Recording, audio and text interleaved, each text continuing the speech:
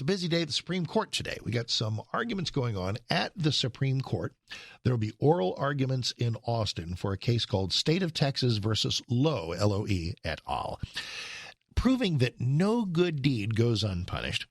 The state of Texas, through its legislature, which means through us, the people, have decided that we want no part of the trans cult carnage that involves surgically removing the healthy body parts of boys and girls because they are confused enough to think that they are the opposite sex. SB 14 is the law that does that. And just like clockwork, along came, and I use, again, both of these terms very, very loosely, along come people who dare to call themselves parents and some other people who dare to call themselves doctors. I can only imagine what dark force guides these parents. It is money that guides these doctors. But whatever motivates anybody toward the evil of mutilating our children on the altar of this trans mania, we've got a court case. And Jonathan Covey is here, Director of Policy for Texas Values, talk a little bit about what is before the Supreme Court today. Jonathan, welcome. How are you, sir? Thanks, Mark. Great to be here. Yeah, big fan of you, big fan of your show, so always great to be on. Thank you. How did we get here? SB 14 passes. Not every state's going to do this. We did. We took our time, quite frankly, but we finally got to clarity and said we're not going to permit this. What is the legal basis that anybody might bring to say that the state of Texas doesn't have a right to ban this outrage? Yeah, absolutely. I mean, the state of Texas is defending SB 14, this law, and you explained it very well, based on procedural grounds as well as substantive merits of the law. So you're basically going to see three questions dealt with being argued by both sides and being considered by the court. Number one, the question is, we know parents have a constitutional right to direct the medical decisions of their kids, but how far does that right extend, and when is it okay for the state to place limits on those healthcare choices? Number two, do doctors have a right to perform gender transitioning interventions on children? Do doctors have a right themselves? And then number three, does the Texas Constitution guarantee equal protection for individuals based on transgender status? Those are the three big questions, and they'll involve a litany of complicated constitutional law arguments that only lawyers would understand. Gotcha. All right. Well, let's take them. Let's dig at least a little bit deeper on all three. The first, and none of them are easy, but does a parent? I'm Mr. Parents' Rights. I mean, we talk about parents' rights all. You guys, Texas Values, talks about parents' rights all the time. The right to make sure that our school libraries are free of pornography. The right to dictate the path of our kids' education. We are soldiers for parents' rights. But when a parent seeks the right to do something that is grotesque and non-science based, I mean, there are all kinds of procedures. If your 14-year-old decides he wants a tattoo, there's not a parent that can say you can do it. So that I'm sorry, that one seems easy. As far as doctors, there is no right for a doctor to perform a procedure that is illegal. Period. Once it's illegal, right, doctor no longer has the right to do it. So, check mark number two.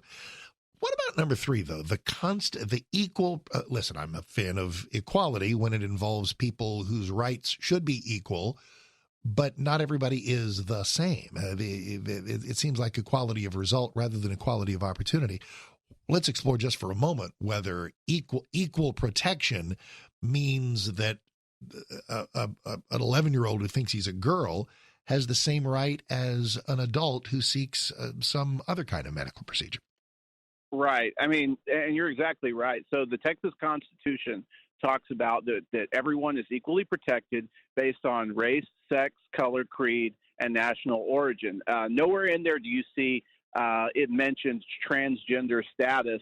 And so you'll probably see this argument coming up also, that this is a very specific thing. This is very narrowly tailored, and also kids, kids, they tend to resolve these types of feelings, making and there's also the point that the government mandating a person having a medical procedure and a government prohibiting an individual from doing certain risky procedures. Those are two very different propositions deserving very different levels of protection. And then finally, just talking about protecting people equally. Well, SB 14 does. You see that SB 14 says that these gender transition services are banned not only for females, but also for males. So it's an equal standard, and SB 14 meets it. Jonathan Covey is here, Director of Policy for Texas Values. We're a conservative state. We have, one would think, a Supreme Court elected largely by conservative people. So is optimism high for success here, or could this be squirrely? It is. I think you're going to see favorable treatment from the Texas Supreme Court because, these justices are constitutional scholars. They know the history and they know the original intent of the Texas Constitution and of Texas statutory law. You'll see the state making a number of arguments here, including what I just said, and also including that there's a long tradition of governmental regulation of medicine and of banning procedures and treatments which are unduly risky for patients.